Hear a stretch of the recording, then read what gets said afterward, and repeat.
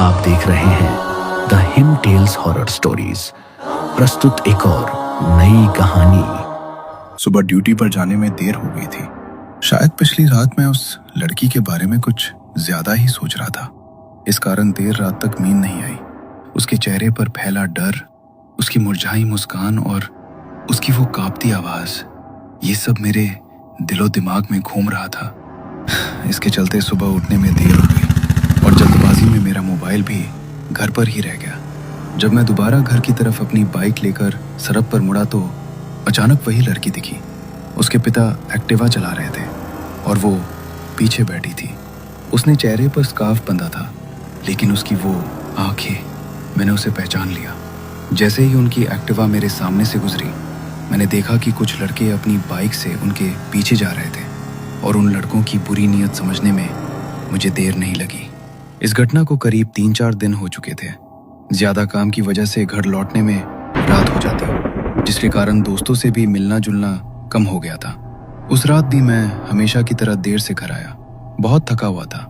खिड़की से बाहर देखा तो हमारे रोज के ठिकाने पर आज एक भी दोस्त नहीं आया था। सोचा कॉल करके किसी दोस्त को चौराहे पर बातें करने के लिए बुला लूं, लेकिन दिन भर काम की वजह से शरीर इतना थक चुका था कि मैंने खाना खाया और टीवी देखते हुए बिस्तर पर लेट गया। पता ही नहीं चला कि कब नींद आ गई। देर रात कुत्तों के भौंकने की तेज आवाज से मेरी आंख खुली। ऐसा लग रहा था जैसे गली के सारे कुत्ते एक साथ किसी अनहोनी पर रो रहे थे तो कुछ भौंक रहे थे। मैं थोड़ी देर बिस्तर पर पड़ा रहा। सोचा गली में इतने सारे लोग रहते हैं, कोई तो उठकर उन कुत्तों को वहां से भगाएगा, लेकिन कोई फायदा नहीं हुआ। जब आवाज कम नहीं हुई तो खुद ही उठकर बाहर जाने का मन बनाया। दरवाजा खोला और बाहर निकला। बाहर सड़क पर देखा तो एक बिजली के खंभे के नीचे करीब 10-12 कुत्तों का झुंड इकट्ठा होकर भौंक रहा था, जैसे किसी चीज को घेर कर खड़ा हो। पर वहां लगे ट्यूबलाइट को किसी ने पत्थर मारकर तोड़ दिया था, जिस वजह से वहां अंधेरा काफी गहरा था। इसलिए ये साफ नहीं हो पा रहा था कि आखिर कुत्ते किस पर भौंक रहे हैं। शोर काफी बढ़ गया, लेकिन एक भी इंसान उन कुत्तों को भगाने बाहर नहीं निकला। आलसी कहीं के। खैर, पास पड़ा एक छोटा पत्थर उठाकर मैंने उनकी ओर फेंका। कुत्ते एक झटके में वहां से भागे, पर थोड़ी दूरी पर जाकर भौंकना जारी रखा। अब वाकई में मुझे उन कुत्तों पर गुस्सा आ रहा था। मैंने जमीन पर पड़ा एक छोटा पत्थर उठाकर सड़क की तरफ फिर से देखा। तभी मेरी नजर कुछ दूर एक घर की बाड़ पर पड़ी। कुछ तो हलचल हो रही थी। ये ठीक से समझ नहीं आया कि वो कौन था, लेकिन आकार और थोड़ी थोड़ी हलचल से ये साफ था कि वहां कोई तो है। लग रहा था कि वहां उस अंधेरे में किसी की छाया मंडरा रही है। मैंने आगे जाकर देखने का फैसला किया। आसपास के इलाके में वैसे भी चोरी की घटनाओं में बढ़ोतरी हुई थी, इसलिए सतर्कता जरूरी थी। मैं अपनी आम रफ्तार में मोबाइल पर रील स्क्रॉल करते हुए चलने लगा। तिरछी नजर से मैं उसी को देख रहा था। मुझे अपनी तरफ आता देख वो भी एक घर के दरवाजे की तरफ बढ़ने लगा। अब हमारे बीच 20-25 कदम की दूरी थी, लेकिन दरवाजे की चौखट अंदर की तरफ होने और खंबे पर बिजली की लाइट बंद होने से वहां गहरा अंधेरा था। अब मैं दरवाजे से महज 5 फीट दूर था। मैंने उसे देखने की कोशिश की, लेकिन ऐसा लग रहा था कि अंधेरे ने उसे अपने में समा लिया हो। मैंने तुरंत अपने मोबाइल की टॉर्च ऑन की और उसकी तरफ रोशनी डाली। दरवाजे की चौखट पर सफेद LED लाइट की रोशनी पड़ी, लेकिन वहां कोई नहीं था। जो भी था वो शायद पहले ही वहां से भाग गया था। पर कैसे? मैं बिना नजरें हटाए चला आ रहा था। मैं कुछ पल ठहरा, इधर उधर नजरें डाली, लेकिन कहीं कोई हलचल नजर नहीं आई। जिन कुत्तों को मैंने कुछ देर पहले भगाया था, उनमें से कुछ दूर पहाड़ी पर खड़े होकर लगातार रोए जा रहे थे। वीरान रात में गूंजती उनकी आवाज काफी डरावनी सी लग रही थी, जैसे गहरे जंगल के बीच कोई अनदेखा खतरा मंडरा रहा हो। जरूर वहां कुछ अजीब था, वरना इतनी बेचैनी क्यों महसूस हो रही थी। मैंने एक बार फिर दरवाजे की तरफ देखा और टॉर्च की रोशनी डाली, लेकिन कुछ नहीं दिखा।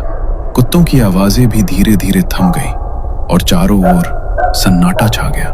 अब माहौल में एक अजीब सी बेचैनी थी। रात के उस गहरे सन्नाटे में केवल रात के कीड़ों की आवाज गूंज रही थी।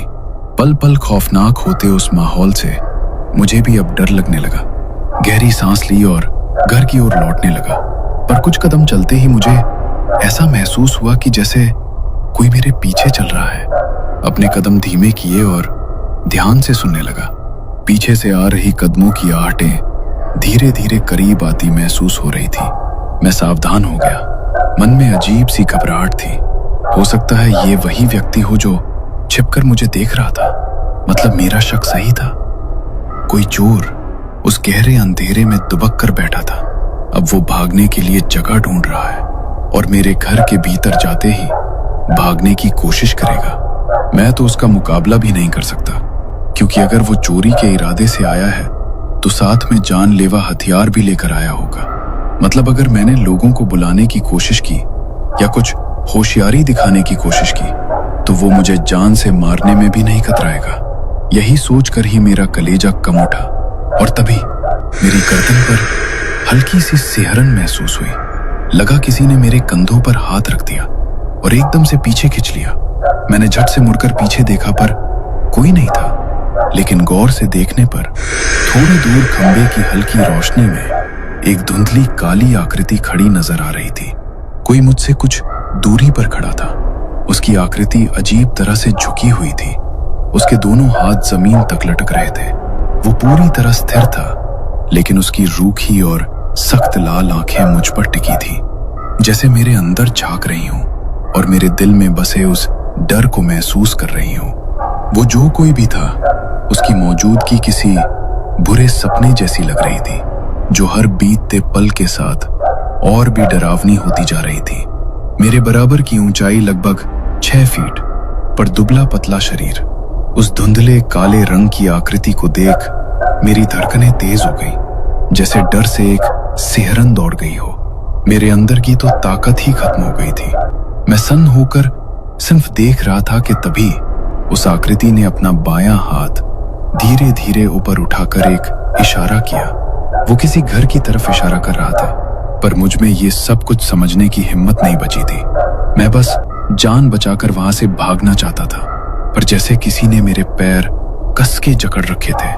अब मेरे पास एक ही चारा था, जोर से चिल्लाकर लोगों को बुलाऊं, लेकिन उन कुत्तों के तेज भौंकने की आवाज से जो लोग बाहर नहीं निकले, क्या उन्हें मेरी आवाज सुनाई देगी? मैं बिल्कुल बेबस था, पर तभी कुछ हुआ। पलक झपकते ही वो डरावनी छवि कहीं गायब हो गई थी।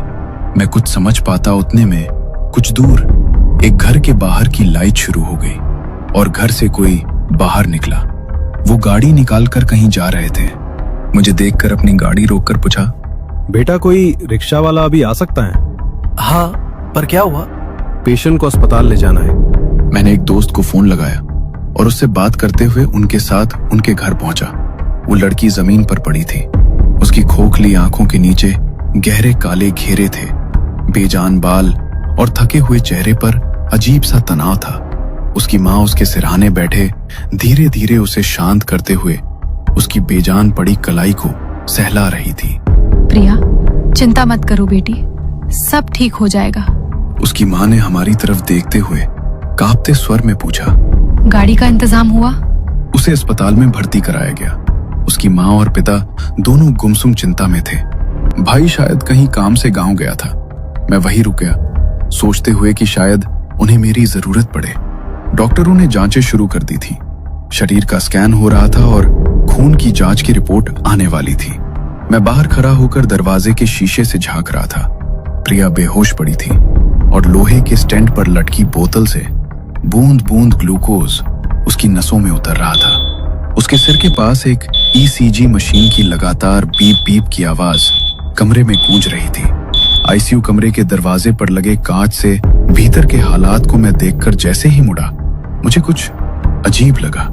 मैंने दोबारा भीतर झांक कर देखा तो कमरे के एक कोने में हल्की हलचल महसूस हुई, ठीक उस छोटी सी मेज के पास जहां दवाइयां रखी हुई थी। मैं ठिठक गया। एक ठंडी सिहरन मेरे शरीर में दौड़ गई। मैंने भौहें सिकोड़कर उस ओर ध्यान से देखा। वो आईसीयू के कमरे के दाहिने कोने में एक छाया सी खड़ी थी। डॉक्टर या नर्स का वहां होना संभव नहीं था, लेकिन वो छाया बिल्कुल स्थिर गंभीर और भूरे रंग की थी। मैंने बेंच पर बैठे उसके पिता को बुलाया। अंकल, बोलो बेटा, क्या बात है? मैंने इशारे से कहा। क्या आपको उस कोने में कुछ नजर आ रहा है? वो थोड़ा हैरान हुए और भीतर झांक कर देखने लगे। किस कोने में? मैंने दोबारा शीशे के पार झांका, पर वो छाया अब नजर नहीं आ रही थी। मैं कुछ बोलता तभी उन्होंने कहा। तुम थक गए हो। उन्होंने मेरे कंधे पर हाथ रखकर कहा। शायद तुम्हें ज्यादा थकान की वजह से ऐसा महसूस हो रहा है। तुम आराम करो, 4 बज रहे हैं। उनकी बात सुनकर मैं चुपचाप बगल की बेंच पर लेट गया, लेकिन वो अनजानी छाया मेरे मन में गहराई तक उतर चुकी थी और मैं उस रहस्य को समझने की कोशिश में करवटें बदलता रहा। हेलो। एक हल्की सी आवाज से मेरी नींद टूटी। मेरी आंखों पर अब भी भारीपन था, जैसे सपना और वास्तविकता के बीच का फर्क धुंधला हो गया हो। हेलो, उठिए। आवाज फिर से आई। अरे माँ, सोने दो ना, वैसे भी आज छुट्टी है।